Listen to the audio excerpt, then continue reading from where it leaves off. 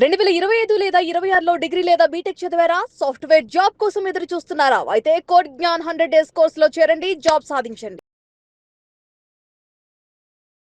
నమస్కారం పృథ్వీ నమస్తే గారు. సిరి. సార్, లోన్ తీసుకున్న తర్వాత ఏదో ఒక సందర్భంలో లేదు అంటే ఖర్చులు ఎక్కువైపోయో సడన్గా కనుక మనము 3-4 టైమ్స్ మనం డిఫాల్ట్ అయితే అలాంటి సందర్భాల్లో లోన్ రికవరీ ఏజెంట్స్ వచ్చి కాల్స్లో అబ్యూస్ లాంగ్వేజ్ యూజ్ చేయడం కావచ్చు, ఇంటికొచ్చి టైం కానీ టైంలో డోర్ కొట్టి వాళ్ళు పెట్టే హరాస్మెంట్తో ఎంతో మంది బాధపడుతున్నారు అని కూడా చెప్పొచ్చు.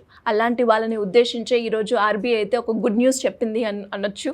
కొత్త గైడ్లైన్స్ అయితే తీసుకొచ్చింది. ఇంతకీ ఆ గైడ్లైన్స్ ఏంటి? గైడ్లైన్స్ కన్నా ముందు సరి అసలు ఈ లోన్ ప్రాసెస్లో జనరల్గా పబ్లిక్ ఫేస్ చేసేటువంటి ప్రాబ్లమ్స్ గురించి మాట్లాడుకుందాం. లోన్ ప్రాసెస్ అంటే ఏంటంటే ఒక వ్యక్తికి ఒక అప్పు ఇచ్చేటప్పుడు అతనికి పే చేసేటువంటి కెపాసిటీ ఉందా, క్రెడెన్షియల్స్ ఉన్నాయా అని చెప్పి వెరిఫై చేసుకుని ఆ లోన్ ఇవ్వటం జరుగుతుంది. అంటే అతనికి బ్యాక్గ్రౌండ్ వెరిఫికేషన్ చేస్తారు, వాళ్ళకి ఏమైనా ప్రాపర్టీస్ ఉన్నాయా, లేకపోతే పెట్టే షూరిటీస్ ఎవరైతే ఉన్నారో వాళ్ళు ఇతనికి అష్యూరిటీ ఇస్తున్నారా, ఇది వెరిఫై చేసుకుని ఒక లోన్ ఇస్తారు. అంటే ఏంటి, సెక్యూర్డ్గా వాడు ఆ లోను ఇచ్చేటువంటి ప్రక్రియలో ప్రతిదీ కూడా పరిగణలోకి తీసుకుని లోన్ ఇస్తాడు. ఈ మధ్యన ఏమైందంటే బ్యాంక్స్కి కాంపిటీషన్లోనూ లోన్స్ ఇచ్చేయటం, అంటే ఎటువంటి వెరిఫికేషన్ చేయకుండా ఇచ్చేసిన తర్వాత ఆడికి ఒక క్వశ్చన్ వస్తుంది, మరి వసూలు చేసేటప్పుడు ఎట్లాగా అంటే వాడు ఇచ్చేటప్పుడు ఒక ఆలోచన పెట్టుకుంటాడు, దీన్ని నేను రాక్షసత్వంగా అయినా సరే వసూలు చేయాలి, దీన్ని ఇది నాది బాధ్యత అని చెప్పి ఒక నిర్ణయానికి వచ్చి లోన్లు ఇవ్వడం జరుగుతుంది. లోన్ తీసుకున్న వాళ్ళు పెద్ద పెద్ద కార్పొరేట్ ఆఫీసెస్ తీసుకున్నా, కార్పొరేట్ కంపెనీస్ తీసుకున్నా, లేకపోతే బిజినెస్ వైజ్గా తీసుకున్నా పెద్ద ఇబ్బంది కాదు, వాళ్ళు ఎట్లయినా సరే వాళ్ళు పే చేసేస్తారు.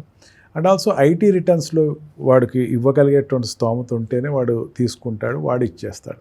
ఇక్కడ బలవుతున్న వాళ్ళు ఎవరంటే పేదవాళ్ళు, మధ్యతరగతి వాళ్ళు అని చెప్పచ్చు. సరే, ఏదైనా అవసర రీత్యా ఒక హాస్పిటల్ పని మీదో, లేకపోతే ఒక వ్యాపారం పెట్టి ఆ వ్యాపారంలో దివాళా తీసో, లేకపోతే ఒక వ్యాపారం పని మీద తీసుకుని ఇంట్లో అత్యవసర పరిస్థితి ఆ లోన్ అమౌంట్ అక్కడ డైవర్ట్ చేసిన వాళ్ళు, రీపేమెంట్ లేట్ అయిన వాళ్ళు, ఈ లేట్ అయినది చాలా స్పష్టంగా చెప్తున్నాను, ఈ రీపేమెంట్ లేట్ అయిన వాళ్ళు ఏదైనా సరే వీళ్ళు పే చేస్తామంటే టైం ఇవ్వండి అంటే వినిపించుకునేటువంటి పరిస్థితుల్లో ఈ ఫైనాన్షియల్ ఆర్గనైజేషన్స్ లేవు.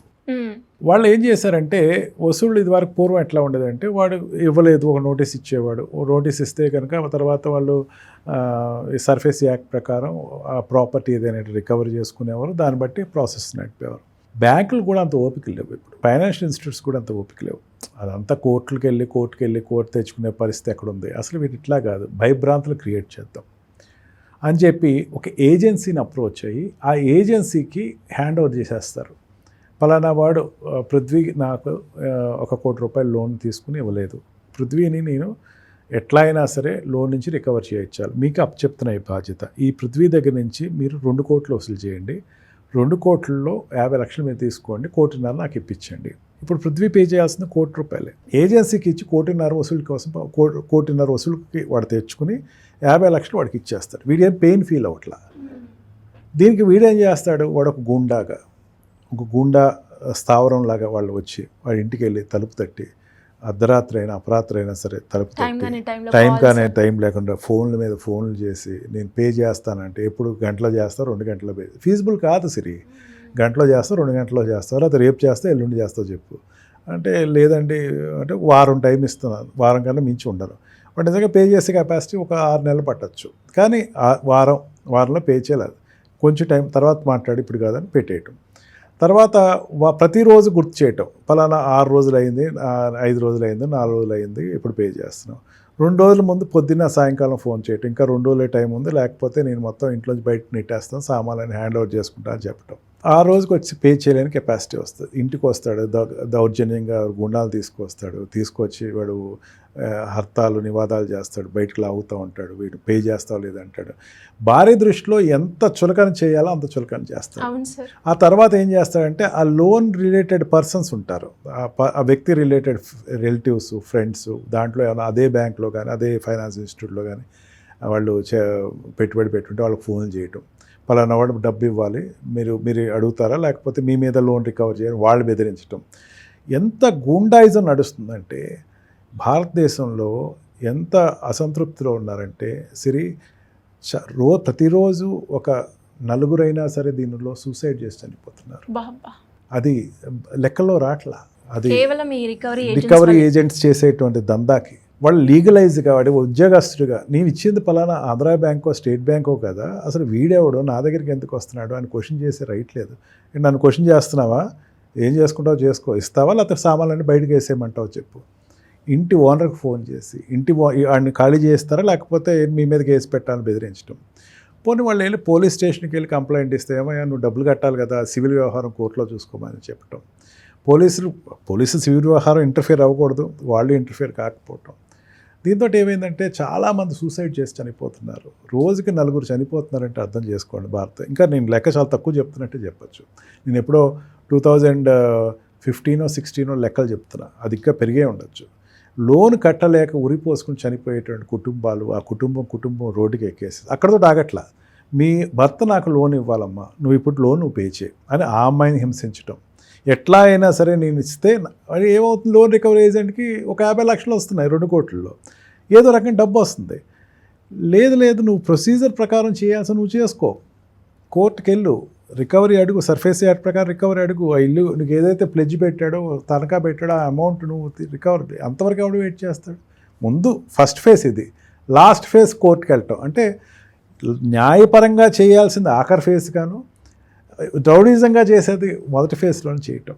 ఎంత అన్యాయం జరుగుతుందంటే సరే, మేము కోర్టులో కేసులు వేస్తూ ఉంటాం, హైకోర్టులో వేస్తాం, లోకల్ కోర్టులో వేస్తాం, ఇంజెక్షన్స్ అడుగు వేస్తూ ఉంటాం. వాళ్ళు నిజంగా ఎంత బాధపడుతూ ఉంటారు. వాడికి ఉండే ఒక ఆప్షన్ పే చేస్తానండి, నేను పే చేయనని అంట్లా, నాకు కొంచెం ఊపిరి కావాలి, నాకు 3 సంవత్సరాల గ్యాప్ ఉంది, నేను పే చేయగలను, నాకు కొంచెం ఊపిరి ఇవ్వండి అని అడగటం. దీనికి రిజర్వ్ బ్యాంక్ ఆఫ్ ఇండియా కోర్టులో పడే అనేకమైన కేసెస్కి ఏంటంటే రిజర్వ్ బ్యాంక్ ఇండియా చాలా ఆలస్యంగా మేల్కొని వాళ్ళకి ఏం చేసిందంటే కొన్ని గైడ్లైన్స్ ఇచ్చింది.